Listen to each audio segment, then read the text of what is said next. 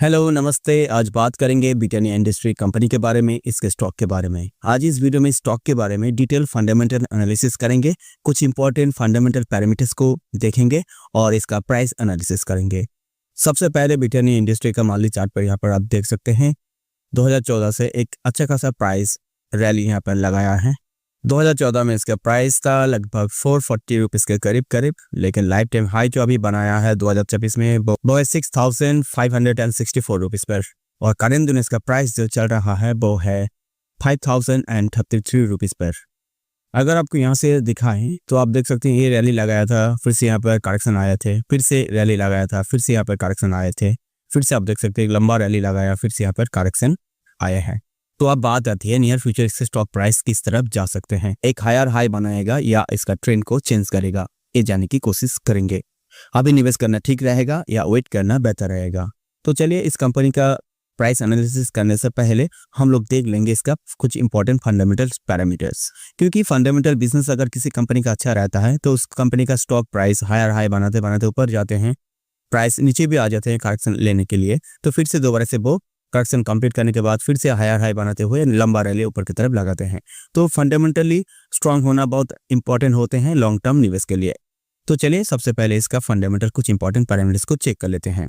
इसके लिए हम लोग चले आए हैं स्कैनर.इन साइट पर। यहाँ पर आप देख सकते हैं ब्रिटानिया इंडस्ट्री का कुछ important fundamental parameters. Britannia industry company जो है इंडिया का लीडिंग कंपनी है, 100 साल पुराना हो चुका है इसका बिजनेस। तो यहाँ पर सबसे पहले आप देख सकते हैं इसका जो मार्केट कैपिटलाइजेशन है वो है 1,20,683 करोड़, एक लार्ज कैप कंपनी है। और यहाँ पर आप देख सकते हैं इस कंपनी का जो स्टॉक पी रेशियो है, प्राइस टू अर्निंग रेशियो जो है वो है 56.2, ये बहुत ज़्यादा है। स्टॉक पी रेशियो 12 से 20 के आसपास होते हैं तो सही वक्त माने जाते हैं निवेश के लिए। स्टॉक पी रेशियो के हिसाब से अभी इसका स्टॉक जो है ओवर प्राइस्ड है, ये दिखा रहे हैं। तो चलिए बाद में जाकर इसका प्राइस का एनालिसिस करेंगे। और यहाँ पर आप देख सकते हैं कंपनी जो है अपने निवेशकों को शानदार तरीके से डिविडेंड प्रदान करता है। इसका डिविडेंड यील्ड है 1.43, ये बहुत बढ़िया लेवल पे है। इसका डिविडेंड यील्ड देखकर ये लग रहा है ये कंपनी बहुत ही फाइनेंशियली स्ट्रांग है, अच्छा खासा मुनाफा, अच्छा खासा डिविडेंड अपने निवेशकों को देते हैं। और इस कंपनी का ROCE है, रिटर्न ऑन कैपिटल एम्प्लॉयड है 48.9, ये बहुत ही बढ़िया लेवल पे है, 20% से कहीं ज़्यादा है। ROCE मिनिमम किसी भी स्टॉक पे निवेश करने से पहले आपको देख लेनी चाहिए, मिनिमम 20% होनी चाहिए, उससे ज़्यादा होते हैं तो बहुत अच्छे होते हैं। यहाँ पे 48.9 है, बहुत ही ज़्यादा है। ROCE का मतलब ये होता है किसी कंपनी के पास जो कैपिटल है, टोटल जो कैपिटल है उसको यूज़ करके, उसको इस्तेमाल करके सालों भर में कितना पैसा जनरेट कर पा रहे हैं, ये देखा जाते हैं। अगर 20% से ज़्यादा होते हैं तो माना जाते हैं कि उस कंपनी का बिजनेस बहुत अच्छा खासा चल रहे हैं, अच्छा खासा बिजनेस कर रहा है। और यहाँ पर आप देख सकते हैं ROE, रिटर्न ऑन इक्विटी, वो भी 57.1 है, ये भी बहुत अच्छी लेवल पे है, 20% से कहीं ज़्यादा है, मिनिमम 20% होनी चाहिए। ROE का मतलब होता है किसी कंपनी के पास जो इक्विटी कैपिटल है, जो निवेशकों का पैसा है, जो इन्वेस्टर का पैसा है, उसको इस्तेमाल करके सालों भर में कितना पैसा जनरेट कर रहा है, कितना रिटर्न जनरेट कर रहा है, ये देखा जाते हैं। तो इस कंपनी का ROCE और ROE देखकर ये लग रहा है इस कंपनी का बिजनेस बहुत अच्छा खासा चल रहे हैं, और ये कंपनी जो है अपने कैपिटल को बहुत शानदार तरीके से यूज़ कर रहा है। और इस कंपनी का डेब्ट टू इक्विटी जो है वो है 0.86, ये भी 1 से कम है, बहुत अच्छी लेवल पे है। अगर किसी कंपनी का डेब्ट टू इक्विटी 1 से कम होता है तो उसको सेफ माना जाते हैं लॉन्ग टर्म निवेश के लिए। 1 से ज़्यादा होते हैं तो बहुत रिस्की माने जाते हैं, बहुत अच्छे होते हैं। अगर 0.5 से कम होता है तो 1 से कम है, बहुत ही बढ़िया लेवल पे है। और इस कंपनी का इंटरेस्ट कवर्स रेशियो आप यहाँ पर देख सकते हैं 25.1 है, ये भी बहुत अच्छी लेवल पे है। इंटरेस्ट कवर्स रेशियो मिनिमम 3 से ज़्यादा होनी चाहिए, 3 से कम होता है तो रिस्की माने जाते हैं लॉन्ग टर्म निवेश के लिए, क्योंकि इंटरेस्ट कवर्स रेशियो का मतलब ये होता है किसी कंपनी के पास जो डेब्ट है उसका जो प्रीमियम है उसको अपने ऑपरेटिंग प्रॉफिट से कितने आसानी से मिटा सकते हैं, ये देखे जाते हैं। अगर 3 से ज़्यादा होते हैं तो इसका मतलब ये होता है उसका जो डेब्ट का प्रीमियम है उससे कहीं ज़्यादा उसका ऑपरेटिंग प्रॉफिट से आसानी से अपने लोन के प्रीमियम को मिटा सकते हैं, कोई दिक्कत उसको नहीं आएगा अपने लायबिलिटी को लेकर। और इसका करेंट रेशियो जो है वो है 0.99, ये कम है, करेंट रेशियो मिनिमम 2 होनी चाहिए थी, तब जाकर सेफ माने जाते हैं। क्योंकि करेंट रेशियो का मतलब ये होता है किसी कंपनी के पास जो करेंट लायबिलिटी है, जो शॉर्ट टर्म लायबिलिटी है, उसको करेंट एसेट से, शॉर्ट टर्म एसेट से कितना आसानी से मिटा सकते हैं, ये देखा जाते हैं। अगर 2 से ज़्यादा होते हैं तो ये मतलब ये होता है कि उसके पास जो करेंट लायबिलिटी है उससे कहीं ज़्यादा उसका शॉर्ट टर्म एसेट है। तो ये बात को आपको जरूर ध्यान में रखनी चाहिए। और यहाँ पर आप देख सकते हैं इस कंपनी का जो लास्ट ईयर का जो सेल्स था वो है 16,769 करोड़, ये बहुत अच्छी बात है। और इस साल आप देख सकते हैं इसका जो सेल्स ग्रोथ हुए हैं पिछले साल से वो 3.48% इंक्रीज हुए हैं, ये अच्छी बात है। और इसका सेल्स ग्रोथ पिछले 3 साल के मुकाबले इस साल 8.48% के हिसाब से इंक्रीज हुए हैं, ये भी बहुत अच्छी बात है। और लास्ट 7 ईयर से इसका सेल्स इस साल 9.20% इंक्रीज हुए हैं। तो इसके सेल्स लगातार 3 साल से 7 साल से इंक्रीज हो रहे हैं, ये बहुत अच्छी बात है। हमेशा आपको किसी कंपनी में निवेश करने से पहले उसका सेल्स ग्रोथ को आपको देख लेनी चाहिए। और यहाँ पे इस कंपनी का प्रॉफिट ग्रोथ आप देख सकते हैं माइनस पे आ चुके हैं, -3.52% हो चुके हैं। यहाँ पर दिक्कत वाली बात है नहीं, क्योंकि इसका ROCE और ROE बहुत ज़्यादा है। तो और यहाँ पर आप देख सकते हैं इस कंपनी का जो OPM है, ऑपरेटिंग प्रॉफिट मार्जिन, वो भी 10% से ज़्यादा है, वो है 18.2, ये भी बहुत अच्छी लेवल पे है। और यहाँ पर आप देख सकते हैं इस कंपनी का जो प्रोमोटर होल्डिंग्स है वो है 50.6%। ये ठीक ठाक ही है, क्योंकि किसी कंपनी में निवेश करने से पहले आपको देख लेनी चाहिए उस कंपनी का प्रोमोटर होल्डिंग्स कितना है। अगर 50 से 60% होते हैं या उससे ज़्यादा होते हैं तो अच्छे माने जाते हैं, क्योंकि प्रोमोटर लोग की कंपनी का फाउंडर्स होते हैं, ओनर्स होते हैं, सब कुछ उन लोगों को पता होते हैं। कंपनी आगे जाकर किस तरीके से बिजनेस कर गया, क्या होने वाला है, सब कुछ उन लोगों को पता होता है। तो आप निवेश करने से पहले प्रोमोटर होल्डिंग्स को जरूर चेक कर लीजिएगा, जितना ज़्यादा होगा उतना अच्छा माना जाते हैं। तो ओवरऑल इस कंपनी का इंपॉर्टेंट फंडामेंटल पैरामीटर्स को चेक कर ये लग रहे हैं ये कंपनी फाइनेंशियली बहुत स्ट्रांग है, एक लार्ज कैप कंपनी है, एक लीडिंग कंपनी है, ROCE ROE भी बहुत ज़्यादा है। इस तरीके से अगर चलता रहा तो ये कंपनी नियर फ्यूचर और भी स्ट्रांग बनता जाएगा। तो लॉन्ग टर्म निवेश के लिए कंपनी जो है परफेक्ट है।